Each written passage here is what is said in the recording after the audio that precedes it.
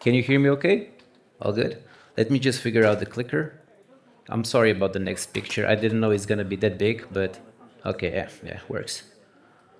All right. Hello, everybody. My name is Tekr0x. I am a delegate and a contributor at the Arbitrum DAO. Arbitrum DAO is a proud sponsor of this great event. This is my second year attending ETHWarsaw. I love the city, I love the team, I love the vibe. So yeah, congrats on another great event already.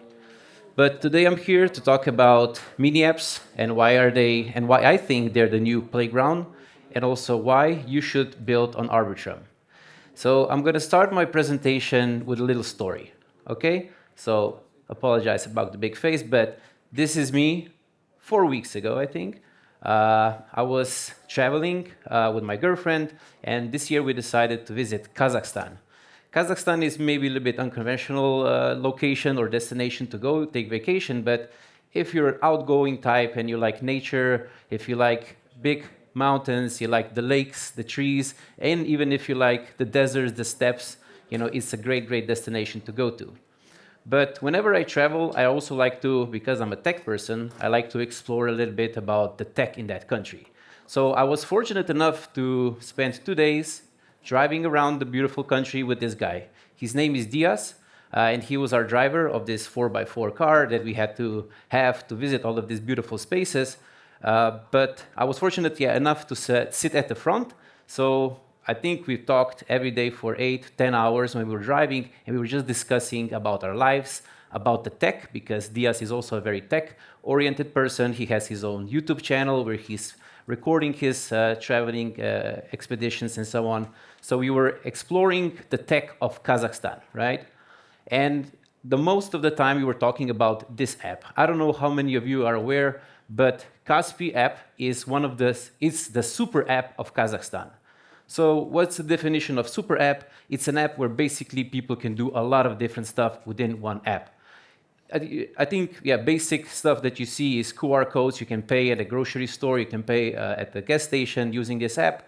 But not only this, Diaz told me that he could sell his car through this app. So all of the bureaucracy that you need to sell a car from one person to another person to change the ownership could be done through this app.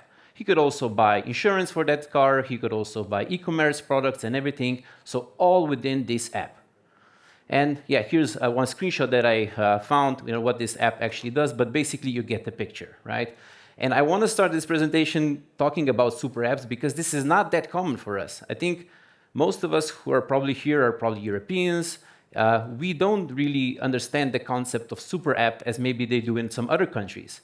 So when I did a little digging deeper about the super apps in general across the world, here you can see some of the examples of these super apps around different countries. Maybe you know or you heard about WeChat, but WeChat here is not the same as it is if you would go to China and if you would open your app there. It's so many other features and so many other possibilities that you can do through this app.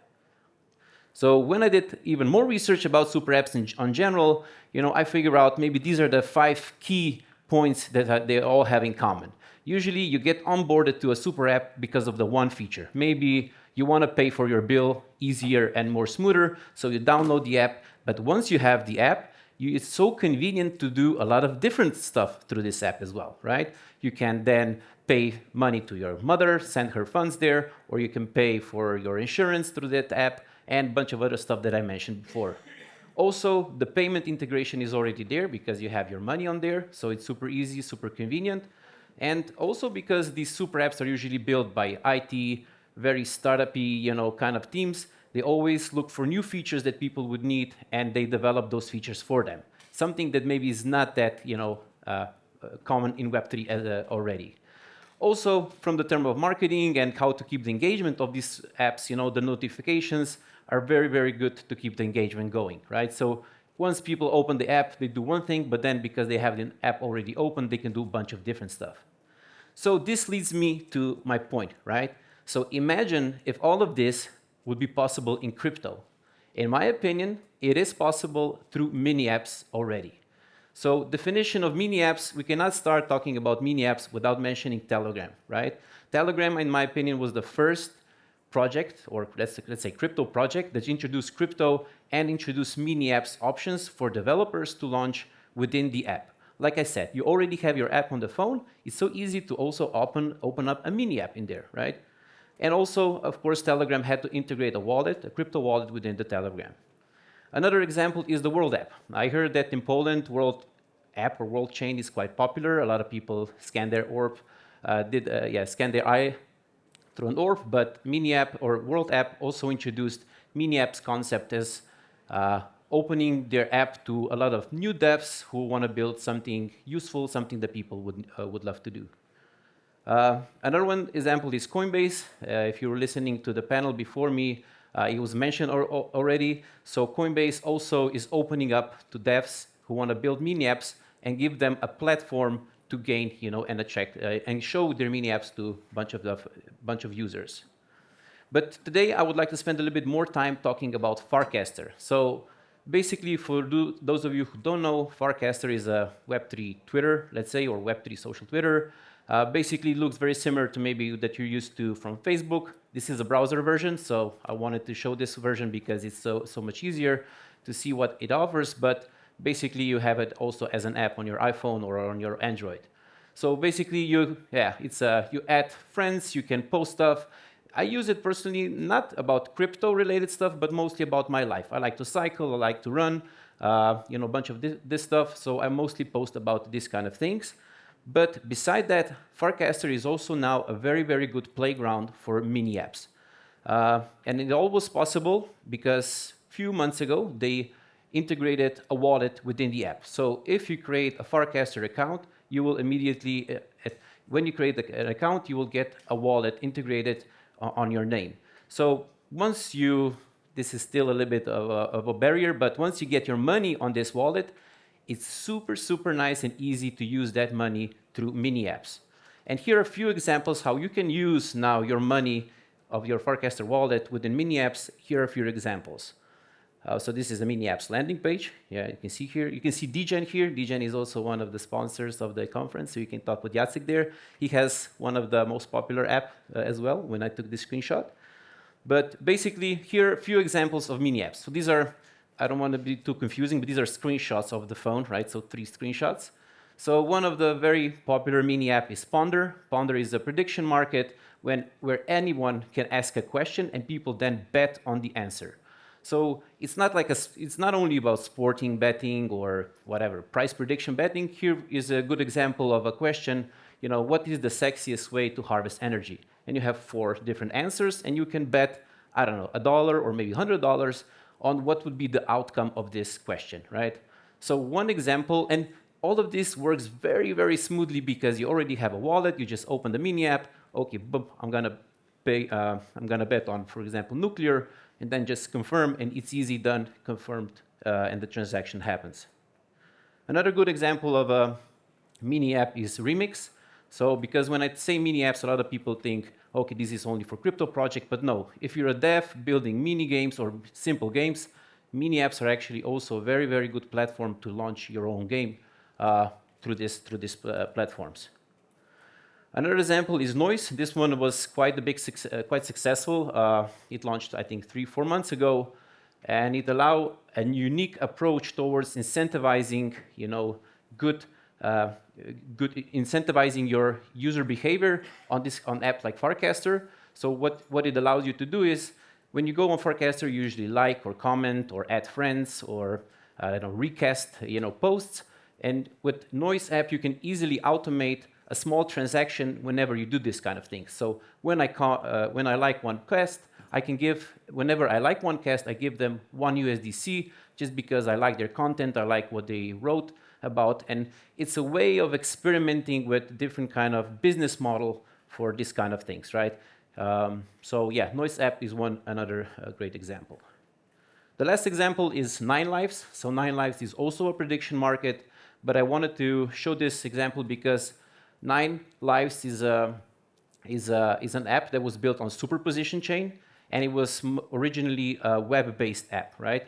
But once they saw that maybe mini apps is a great channel for them to introduce their product to a bunch of other people, they decided to transform their app into a mini app, right? Because it allows them to do the same functionality, but it is integrated within a mini app, and it allowed them to attract new people, new users. Okay, and now I'm gonna say a few points why I think mini apps are the new playground and why you as a dev, should really maybe experiment a bit with mini apps in general. So first of all, mini apps are permissionless. So anyone can launch a mini app. You don't need any permission by anybody. Yeah, you can launch, anybody can launch one. Wallet is already there. This is very important. People have money, in their crypto wallets, in their Farcaster wallets. So this barrier, of transferring fund to your app or connecting the wallet, this is nowhere to be seen. People have money there. They open your mini app and they just can do transactions on there. There's easy onboarding. Like I said, like with the super apps that I mentioned at the beginning, the apps are already on people's phone. I have my Farcaster app on my phone. It's super simple. If you launch a mini app, okay, I will probably see it because it's going to be trending new app, and I'm just going to try it out. You don't need to convince me to, or maybe go through this Apple Store or App Store kind of channels to get these apps on people's phone. It's easy to go viral. This is something that is maybe specific to Farcaster, but it's so easy. You can easily introduce, I don't know, share a leaderboard or share a score feature within your mini app, and this is how you can get your app more viral. It's going to be attracting more and more users.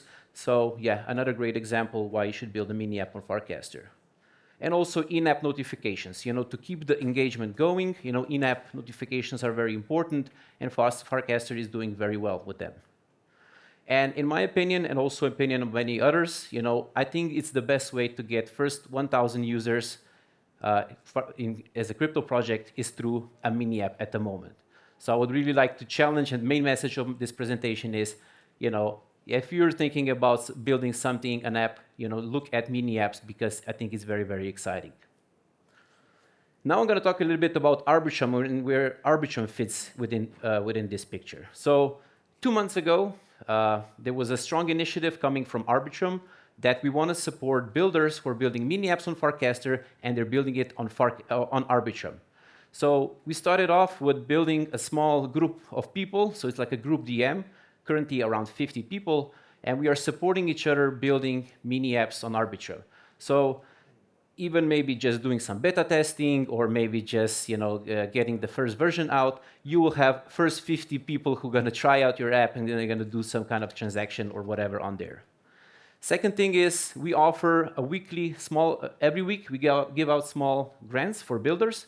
So $2,500 is given to 5 different mini apps every week who build something on Arbitrum. I know it's not a lot, but it's a small initiative or small push to maybe an experiment with building a mini app on Arbitrum.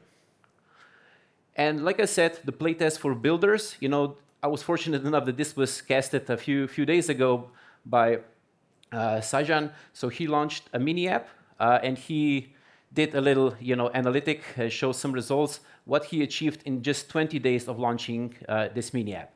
So like I said, best way to get 1,000 users. He got 924 unique users. Probably a day later, he reached the number 1,000. The users made around 6,000 transactions on Arbitrum. So another example how easy it is to make people and do the on-chain transactions. And 680 people added the app. So this means by adding the app, they will get notified whenever you do some kind of update to the app or whatever, when you introduce something new. So to keep engagement and keep engaging with the users, right? So another great example, why as a small, he's a one person, right? An example of a mini app that gained very, very good success in just 20 days. Okay, and the last part of my presentation is why you should build on Arbitrum. This is more like a general presentation, but mini app is just one way to go. So before that, we had Christoph here from L2Beat. So this is a screenshot from L2Beat. Arbitrum is the layer 2. It has the biggest total value secured at the moment, around $20 million US, and it's the most decentralized based on the risk meters that L2Beat is measuring. And to build on Arbitrum, I gave you 5 reasons why you should build on Arbitrum. First of all, like I said, the chain is very secure. It has a lot of liquidity already, and the overall reputation of Arbitrum is very, very good. The ecosystem. If you're going to launch your app on Arbitrum, you will join you will be joined by these great names that already are there. For example, in terms of apps, GMX, Camelot, also games. Web3 games are we're very passionate about Web3 games at Arbitrum. Then we have Orbit chains. These are chains built on top of Arbitrum. Recently, Robinhood announced that they're going to build their own Orbit chain, but also many others like Converge, it's a TradFi app, a TradFi chain, Superposition, XI, and Rari chain are gaming chains. So examples of great projects who are already building on Arbitrum. And last but not least, Wall Street is building on Arbitrum. You know, BlackRock, Franklin Templeton, Wisdom Tree, they all are building on Arbitrum and are part of the ecosystem already. The third thing is the tools. So today you already had a workshop about Stylus. So Stylus is a great tool, in my opinion, for devs who are building different kind of things. It allows you to code in different languages and still this languages apply to Arbitrum. And not only that, to build on Arbitrum is very well documented. You have a lot of great documentation, a lot of great tutorials out there that will help you make the first steps into this ecosystem. The fourth thing is the grants. So we are giving out different types of grants if you're building on Arbitrum. Arbitrum DAO at the moment has milestone-based grants available where you can get $25,000 to $50,000 to build your app. So it's like a milestone that you have to reach, and then you get payment out of that. We also have specialized grants. So like I said before, like mini apps, small grants, just to kick things off. But you can also always approach the DAO with a proposal to build something for the DAO or for the Arbitrum. We will be happy to hear your ideas. And the last, I would like to touch venture funding. So Arbitrum at the moment has a huge fund, Arbitrum Gaming Ventures. It's called Arbitrum Gaming Ventures, where we are investing in games. So in gaming studio, not only Web3, but also Web2. So we are very, very passionate about gaming, but also Arbitrum Foundation and Off-Chain Labs, which are companies behind Arbitrum. They are participating in different rounds of investing into startups, into companies, or even buying out some of those companies. So this would be the reason, why when you're thinking about which chain you want to launch on, this is my reasons why you should build on Arbitrum. And to conclude my presentation here, I would start off back where I started, right? When I was in Kazakhstan, where I was spending some time with Diaz and meeting and learning about his, tech stuff. So as a dev, you have to observe, right? I think being in a room or being behind a computer is not enough to really see where are the opportunities for you to build stuff in, right? Mini apps, I mentioned a few examples, but mini apps could be a great way to onboard new people, non-crypto people, and give them the reason to become and be on-chain, right? The topic of this stage is mass adoption, right? Can mini apps be that? In my opinion, and hopefully with this presentation, I give you some reasons why you think maybe this as well. Also, experimentation. Maybe mini apps will not be the way to go, right? You can be skeptic. You have to be skeptic, but you have to experiment and try out. This is the key to it. You have to launch a mini app even though maybe you're not that sure that your app or idea would be a great fit for it. Try it out, see, users will tell you quite quickly. And the last thing, build on Arbitrum. It's not only a great chain to build on, but also a lot of great people. Some of our team members are already also here at this event. So yeah, come to us, talk with us. We're happy to support you on your Arbitrum journey. Before I conclude, I have a last thing to mention. So this is a side event that I'm organizing tomorrow morning. I know, but it's at 8 a.m., so I think it should be good.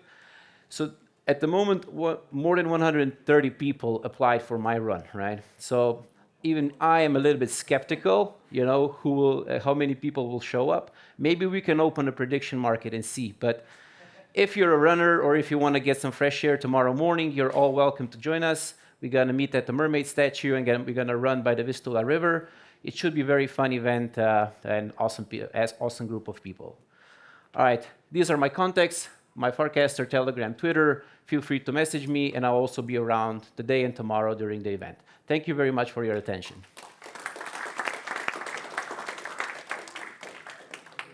Any questions? Tekr0x. Come on, ask one or two. How many of you are on Farcaster? Show up hands. All right, good amount of people. And are you using mini apps? Yeah? Who's using mini app on Farcaster or use the mini app? All right, 5, 6 people. So a lot of more room for improvement, yeah. Okay. If there's no more questions, then... Oh, wait, there's one. Okay. Hold up.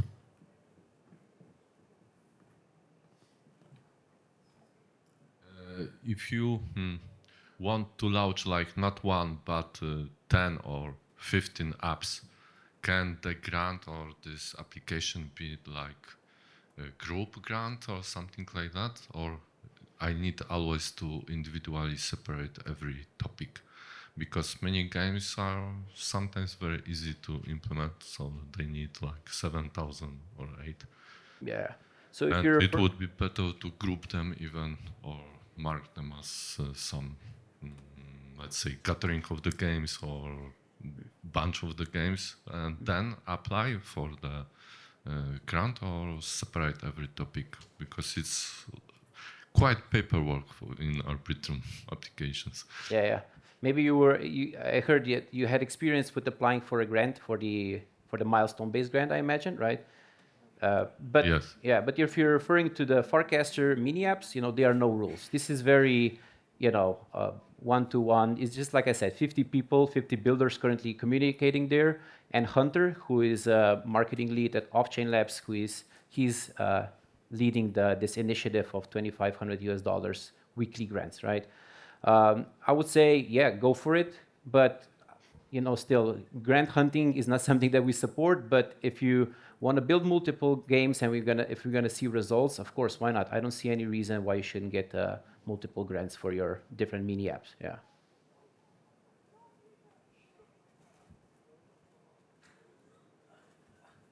Okay, any more questions? I can have one. Okay, let's go. Hold up. Wait for the microphone. Do we have an active community in Wrocław? I mean, in Poland, basically, in Warsaw or any other cities?